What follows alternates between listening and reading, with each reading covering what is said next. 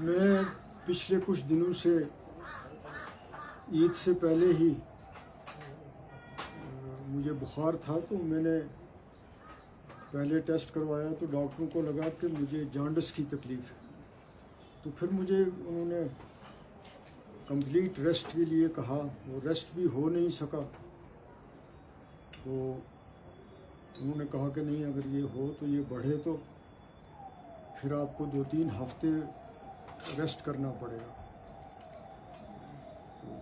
تو اس کی وہ میڈیسن لے لی، کوئی خاص فرق نہیں آیا۔ پھر ٹیسٹ کروایا تو وہ جانڈس نہیں نکلا، وائرل فیور تھا۔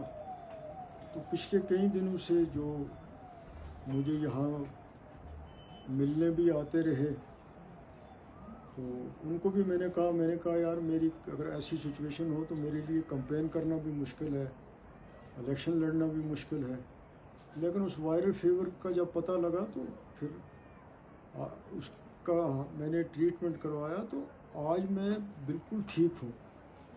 تو اس حوالے سے جو یہ ساری ریومرس پھیلائی گئیں یا پھیل گئیں، تو ایسا کوئی معاملہ نہیں تھا کہ مجھے الیکشن نہیں لڑنا ہے یا کچھ ہے۔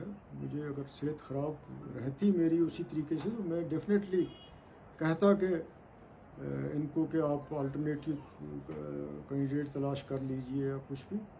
لیکن اب میں نے کل سے میں بہتر ہوں، تو میں نے ڈاکٹروں نے بھی کہا کہ ٹھیک ہے، آپ کو وائرل فیور تھا تو اب آپ امپروو ہو رہے ہیں، تو جس میں مجھے شاید 1-2 دن اور بھی ریسٹ کے لیے انہوں نے ایڈوائز کی ہے۔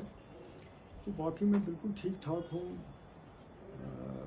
الیکشن تو میرا آلریڈی ڈکلیئر ہے، تو اب میری صحت بھی ٹھیک ہے، تو میں لڑوں گا۔ اب یہ آج کل کا زمانہ ایسا ہے کہ کوئی بھی خبر کہیں سے بھی نکلتی ہے تو پھر وہ بہت زیادہ دور تک پھیل جاتی ہے، پھر تو یہ چیزیں ضرورت سے زیادہ بڑھ جاتی ہیں۔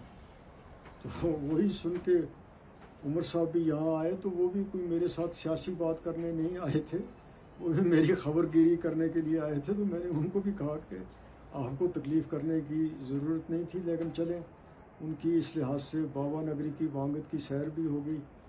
تو یہی سارا معاملہ تھا، کچھ اور اس کو کوئی زیادہ سیریسلی لینے کی یا بڑھاوا دینے کی کوئی ضرورت نہیں ہے، نہ میں اس کو دینا ضروری سمجھتا ہوں۔ تو یہ چھوٹا سا معاملہ تھا، تو تھوڑا زیادہ بڑھ گیا، تو مجھے اتنا ہی کہنا تھا۔ ٹھیک ہے، ٹھیک ہے، بالکل ٹھیک ہے۔